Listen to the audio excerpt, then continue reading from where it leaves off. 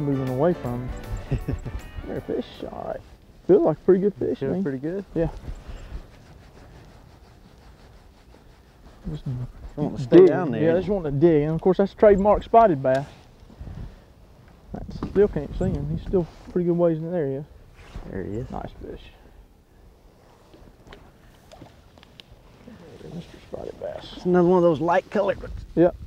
Well, he came out of about 50 feet, didn't he? Nice fish. Good looking fish, though. Yeah, sure is. All right. Fish. Yep. Good deal. My hook fell out of there. Yep. Yep. He'll be just fine. Yep. There he goes, shaking the head. Just took him a while to figure out which way. Good job, man. There he is. That a boy. There he goes. Let's see what you got there, son. Let's see. Feels like a little guy. Well, I don't know. He just grew up a little bit, looks like to me. A little guy. It's real typical of the way these fish bore to the bottom. Everywhere I've ever caught them, over at Smith Lake, Yeah. Kentucky Lake. They try to stay down there, that's for They sure. like that deep water. Uh-oh. Come here, fish. Is he They're ready? strong little fish. There's no question about that. There he is. He's got it in a bad place to lip him. That one hit the old limeade. He tried to eat that limeade. Yeah, he did.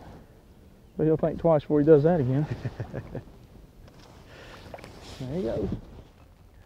Now you're probably wondering how Dean and I found some of the structures we fished today. And most of what we fish, we just look on a topo map and go out and find it on the depth finder, which a lot of times takes a lot of searching because the map's so small it's hard to pinpoint these structures, which aren't much bigger than the boat. But you can find a lot of good ledges just by looking at the bank, and when you figure you see a gully on the bank or a ditch on the bank and it's running into the lake, those features will continue down to 30 or 40 or 50 feet. This is a perfect example. We're in this cove. There's a big gully that runs in the back of this little cove, and we're just sitting on this gully where it's 40, 45 feet, and the sides of the gully make a ledge. But the way we found this, nothing fancy, didn't even use the depth finder. Dean found this one day just out fishing. He looked at that gully, started riding around in here, found a place where it was 40 feet with a little ledge. Been fishing ever since, and this has been a productive place for both of us. So just get in the habit of looking around the bank and see where you see the little changes in contour, and a lot of times they'll continue out here and you'll find a real good structure that'll catch fish for you every year, every winter. It works for us here, and I'm sure it'll work for you wherever you fish.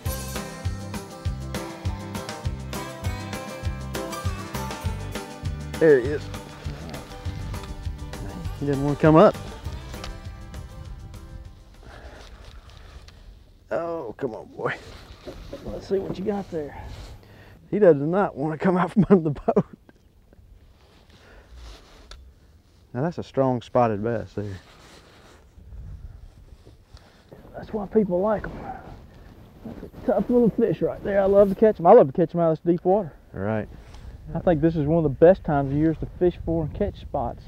A lot of people don't like the super deep stuff. Well, it sure works. Yeah, it does. Catch a lot of fish, catch a lot of nice fish. Mm-hmm. Whoa! It's taking long to get back down there.